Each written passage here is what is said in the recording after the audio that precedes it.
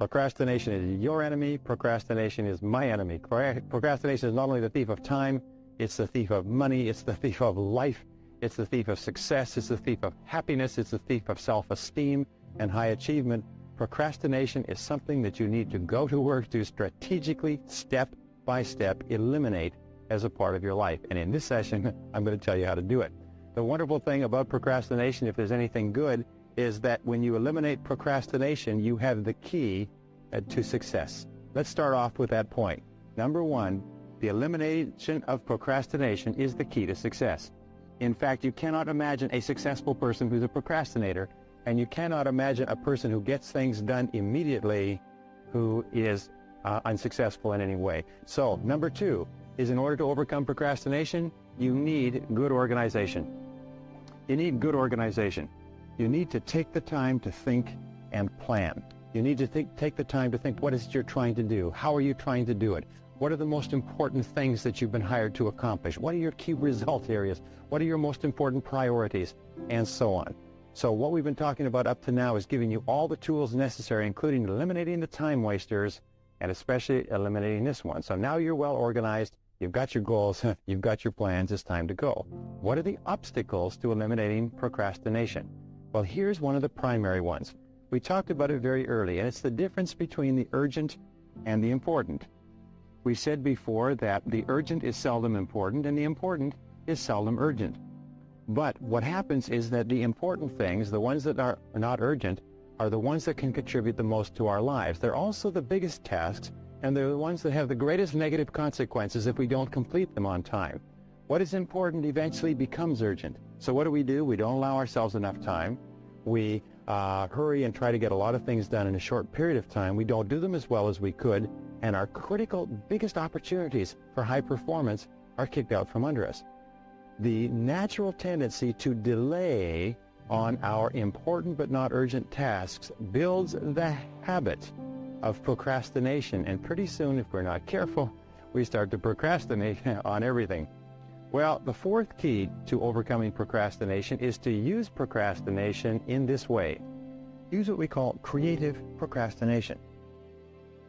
Creative procrastination is another way of calling it or referring to completion by deletion. Creative procrastination says that since you can't do everything, law of forced efficiency, you have to do something. So what you do is you procrastinate on the 80% of tasks that only account for 20% of your results, so that you have enough time to spend the 80% of your time on the 20% of your tasks that account for the 80% of your results. Are you with me on this? In other words, you consciously choose what subjects or what areas or tasks you're going to procrastinate on, and then you deliberately refuse to do those things because they do not contribute to the most important goals you have set for yourself. We say, by the way, that intelligence, if you want the highest hallmark of intelligence is doing those things that move you toward the accomplishment of your most important goals. And the flip side of intelligence is lack of intelligence or stupidity, and stupidity is not doing the things that move you towards your goals or doing things that move you away from your goals. So creative procrastination is very important. What things are you not going to do so that you have time to do the things that you have to do in order to be successful? Now, the fifth key is to launch. The fifth key with regard to procrastination is to get on with it. Get on with it. The natural tendency for most people is they procrastinate. They give in to the tendency to clear up small things first. And by the way, the more you work on small things, the more they multiply, so you never get them all done. And they procrastinate. So the way that you get started on your major task is you launch. In fact, a longitudinal study indicated that the ability to launch on something important is a critical factor of success. The most important thing is that you take action. You see, the major difference between successful people and failures is successful people are action-oriented and failures are not. And I keep looping back to that, and I have been studying this for 30, 40 years now, and I keep looping back, and I found every single study says that successful people are result-oriented. Successful people are action-oriented. They think of what they want and they take action. Does it work? Now, if you take action, only two things can happen. What are they? Succeed or fail. Pretty simple. If you succeed, you do more of it. If you fail, what do? You learn something and try something else. Human beings are trial and failure organisms. We try and fail, and then try and succeed. Phil Knight, the president of Nike Shoes, says, you only have to succeed the last time. And you know, if you read every single story of every single man or woman who's ever accomplished anything, their entire life is a lifetime of failure. It is failure, failure, failure, failure, failure, failure, outstanding success. Boy, wasn't he lucky. You'll find that successful people try far more things, and most of the things you try won't work. At least they won't work initially. So therefore, the thing is to keep trying, because you have a cybernetic organism or a mechanism built into your brain, which means every time you try anything, you learn something. You try something and you learn something, and you learn what works and you learn what doesn't work. So you find there's a direct relationship between the number of times you try and how likely it is you are to triumph. If you make a list of everything that you do in the course of a week or a month, it'll work out as an entrepreneur, because I've worked with entrepreneurs for a decade, and I've worked with thousands of entrepreneurs in 1 and 2 and 3 year personal coaching programs. There'll be about 20 or 30 things that you do. Of those 20 or 30 things, there will be 3 things that you do that account for 90% of your value. 90% of the results that you get will be 3 things. And all the rest will be in the other 10%. So if you want to dramatically increase your effectiveness, your results, your income, you have to identify what I call the big 3. Something is valuable to the degree to which it has serious potential consequences. Something is unimportant to the degree to which it has low or no potential consequences. So one of the thinking tools that you have to have is look at everything that you do and ask yourself, does this have big potential consequences or not? And you'll find that most people spend most of the time working on things that have low or no consequences. At Harvard University, there was a great professor. He's dead now, but I began to study him in the 60s, and his name was Dr. Edward Banfield. And Banfield did 50 years of research into how it is that some people move up. In the course of their working lifetime, they move up, and they move up financially, and they eventually earn a lot of money. And the great majority of people don't. They just very seldom improve themselves. But what he found was that the thinking characteristic of these people was long-time perspective. They were long-term thinkers. They were thinking today of the consequences of their behaviors in terms of where they wanted to be in the future. For example, your coming to this meeting means that you are a long-term thinker. You are willing to invest time and energy to learn things that can help you in the years ahead. So you find that top people are long-term thinkers. They're always thinking, how can I learn and do things today that will have big consequences in the future? Average people are short-term thinkers. They only think about entertainment today, having fun today, enjoyment today, going home and watching television today. So you are the long-term thinkers. You are the ones who are willing to do the work and make the sacrifices today in order to have a much better life for yourself and your family in the future, which means that you're in sort of the elite, what we call the top 10% of our society, is because you think long-term. One of the keys to time management is to do things that have long-term ramifications. Learning a new skill, even though it's very difficult at the beginning, can give you something you can use all your life. You can use it and get better and better all your life, and it compounds in its value. It becomes more and more valuable over time. One of the things that is always very scary for entrepreneurs is selling, because in selling you are risking rejection and failure. So we do a lot of little tricks to avoid selling. One of the tricks is we don't call on customers because they might say no. And the way that we do that is we follow the path of least resistance. We play with our computer and we talk to our friends and we drink coffee and we kill the day, and then it's too late tomorrow. But tomorrow, yes, tomorrow I'm going to call on that customer.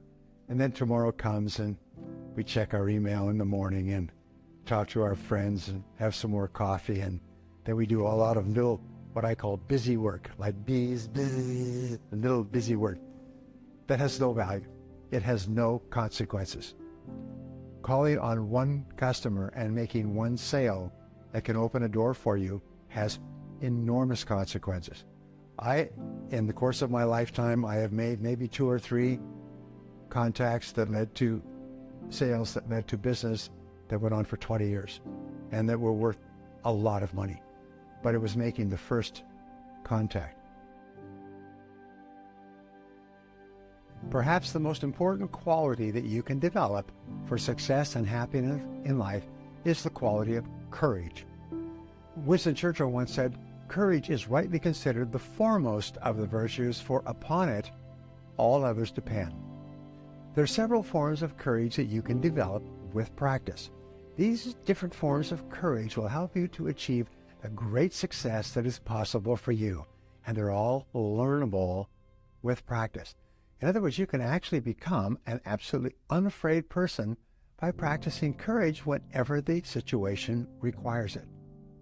The first form of courage is the courage to dream big dreams and to set big goals. This is where most people are stopped. The very idea of setting big, challenging, exciting, worthwhile goals, sometimes they call them BHOGs, big, hairy, audacious goals. The very challenge of doing that is so overwhelming that most people quit before they even begin. They think, oh, I could never do that. They think of all the reasons why they might fail and all the money they might lose, and they literally shut themselves down even before they get started. But this is not for you. Sit down and write out your goals as if anything were possible for you. Sit down and write out your goals as if anything were possible for you, and never be afraid to dream big dreams. The second type of courage you can develop is the courage to make a total commitment, throwing yourself wholeheartedly into whatever it is you decide to do. All successful people, of my experience, are people who are living fully engaged. They are fully involved in their lives and in their goals. They don't do things by half measures. They may have no guarantees, but they're not afraid to put their whole hearts into their activities. If they fail by trying greatly, not by playing it safe and wishing and hoping that everything will work out all right in the future. What they do is they take great risks with no guarantee of success, and so can you. The third type of courage you need is the courage to move out of your comfort zone. It's the courage to move into your zone of discomfort, where you feel awkward and clumsy and sometimes alone. The comfort zone is one of the greatest enemies of human potential and of your potential. When people get into a comfort zone, they strive to stay in that comfort zone, even if they're unhappy with their situation. Often their whole lives pass them by while they're furnishing and reinforcing their little rut of medium performance. You need the courage to continually move yourself in the direction of your biggest goals and ambitions. You need to be willing to face discomfort in order for you to grow. You need the courage to launch in faith with no guarantees of success. Someone once wrote, "If every obstacle must first be overcome, nothing will ever get done." Courageous people are those who have a dream and set a goal, they make a plan, and they take the first step with no assurances and no guarantees that their efforts will result in success. Establish a reward structure for yourself, a reward schedule. Now, a reward schedule we've talked about before just simply says this, is if you have jobs that you procrastinate on, give yourself an organized reward for each thing that you're going to do. When we talk to salespeople, for instance, we say you have to make a certain number of prospecting calls. Well, if you like coffee, do this. Instead of giving yourself a cup of coffee just when you come in, give yourself a cup of coffee after you've made 5 calls. If you like cookies, well, break up a cookie and give yourself a piece of cookie. Train yourself the way you would train a dog, if you like, with rewards, and then be very strict with yourself.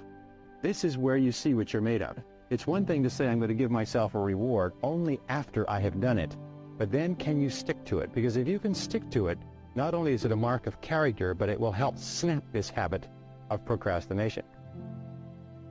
Develop a sense of urgency. A sense of urgency is possessed by less than 2% of the population, and you know something? Just about everybody works for them. A sense of urgency means that when the job comes up, you get going. You do it now. Do it now. Do it now. You say to yourself over and over again, I do it now, do it now, do it now. Some companies used to get everybody together in the morning and they would say, I do it now, do it now, do it now, 50 times a day. And what this does is it programs this command into the subconscious so that you're unconsciously impelled into doing your most important tasks. A sense of urgency is one of the rarest of all qualities, but because today the biggest problem that we have is what is called time poverty. In other words, everybody feels short of time. We have more money than time in many respects. So when a person does things for us fast, gets back to us fast, calls us fast, helps us fast, we consider that person to be more capable, more competent, more reliable, more dependable, smarter, more better performer, and everything. So therefore, when your boss asks you, when your customers ask you, when important people to you ask you for things, do it quickly. Fast tempo is essential to success. Fast tempo in every study is essential to success. What does that mean? It means that successful people work quickly. They work at a higher, faster tempo. In the same period of time, imagine someone driving at 25 miles an hour and someone driving at 75 miles an hour, and they both drive for an hour. Well, at the end of the hour, the person driving at the higher speed will have covered a lot more ground. The person who works with fast tempo gets a lot more done in the same period of time. But here's another point, is when you have fast tempo, you have more energy. The harder you work, the faster you work, the more energy you have. The higher your self-esteem, the better you feel. The slower you work, the more tired you get, the more depressed, the less energy you have. So fast tempo and a sense of urgency go hand in hand with great achievement. Once you get started towards your job, don't stop. Once you get launched, don't stop. Discipline yourself, and here's where the key comes in. Discipline yourself to stay at it. Keep your head down. Keep saying, back to work, back to work, back to work. Get yourself in the physiology, the body language of high performance. But once you get started, don't stop. Just keep on going, keep on going. And here's another technique that you can use to overcome procrastination, and that is to start your job on the outside. Start your job on one of the smaller tasks that you have to do. You see, a task has a lot of little jobs that have to be done. It also has core jobs. So start on the outside and do something small.